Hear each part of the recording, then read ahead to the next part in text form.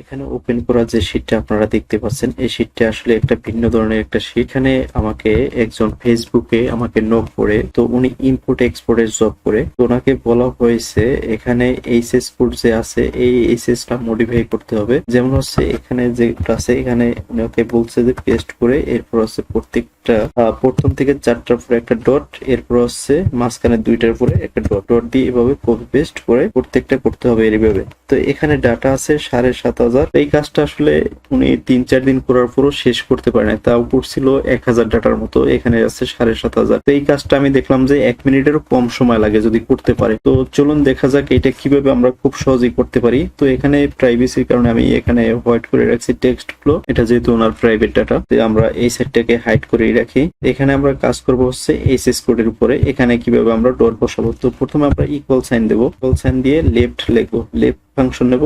এখানে যেহেতু আমরা লেফটের 4টা ডাটার পরে আমার একটা ডট বসাতে হবে, তো এখান থেকে আমি সেলটাকে সিলেক্ট করে দেব B3, এরপরে কমা দিয়ে দেব।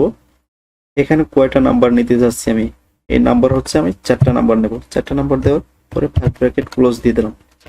প্রথম থেকে আমি 4টা নাম্বার নিয়েছি, এখন হচ্ছে আমাদের বসাতে হবে ডট। এটার জন্য আমাদের এন্ড সাইন দিতে হবে, এন্ড এন্ড দেওয়ার পর ডাবল কোট।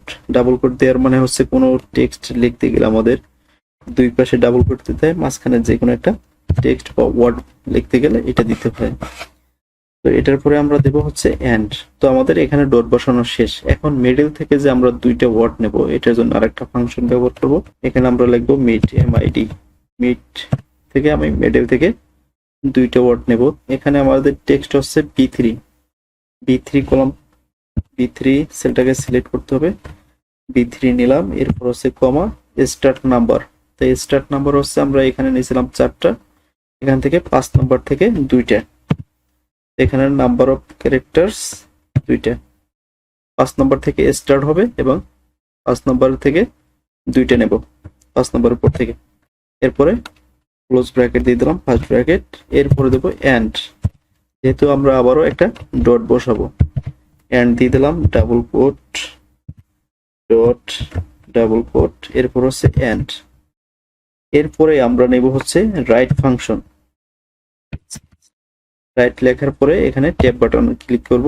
রাইট ফাংশন নেওয়ার মানে হচ্ছে আমরা লাস্ট থেকে আরো 2টা সংখ্যা নিতে হবে, কারণ হচ্ছে এখানে হচ্ছে হলো আপনার 8টা সংখ্যা। তো এখান থেকে আমরা নিচে হচ্ছে 4টা, আর এখান থেকে নিচে 2টা, 6টা, এখনো 2টা সংখ্যা বাকি আছে। এটার জন্য আমরা রাইট ফাংশন নেব। রাইট ফাংশন নিয়ে এখান থেকে B3 সেলটাকে সিলেক্ট করে দিলাম।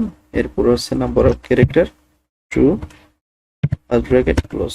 এখানে কি হচ্ছে B3, এখানে B3 পরে নাই, শুধু B হচ্ছে, এই কারণে আমার সরলভাবে ফাংশনটা কাজ করে নাই। তো B3 দেওয়ার পরে দেখুন আমার ফর্মুলাটা ওকে হয়েছে এবং এখানে ডাটা চলে আসছে। তো এখানে আমরা কি করতাম, কপি পেস্ট করলে অনেক সময় লাগতো। তো এই ফর্মুলাটা আপনার লিখতে সর্বোচ্চ 1 মিনিট লাগবে। এখানে আমার ডাটাটা ফর্মুলা পেস্ট করার পর ডাটায় আসছে। এখান থেকে আমি এই যে প্লাস আসার পরে আমি ডাবল ক্লিক করে দেবো, দেখুন 7,500 ডাটা আমার মডিফাই হয়ে গেছে। আর কপি পেস্ট করলে আপনার 1 সপ্তাহে শেষ হইতো না। তো এভাবেই আপনারা যদি কাজ পারেন, সেক্ষেত্রে দেখা যায় যে 1 ঘন্টার কাজ 1 মিনিটে করে নিতে পারবেন।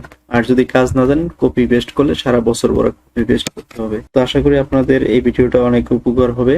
আর এই সেম কাজটাই আমাকে একজন ডাচ বাংলার রিলেশন অফিসার, উনিও ফোন দিছিল, ওনার অ্যাকাউন্ট নাম্বারের মাঝখানে এভাবে ডট বসাতে হবে। তো ওনাকে আমি ফোনে সলিউশন দিয়েছিলাম, আশা করি ওনারটা কমপ্লিট হয়েছে। আর এটা তো আমি অলরেডি তাকে সলভ করে দিয়েছি। এই ধরনের ভালো ভিডিও পেতে অবশ্যই ফলো দিয়ে রাখবেন এবং শেয়ার করে আপনার প্রোফাইলে সেভ করে রাখেন। যখন আপনার প্রয়োজন হবে তখন আপনি রিভিউ করতে পারবেন। সবাই ভালো থাকবেন, ধন্যবাদ সবাইকে, আসসালামু আলাইকুম।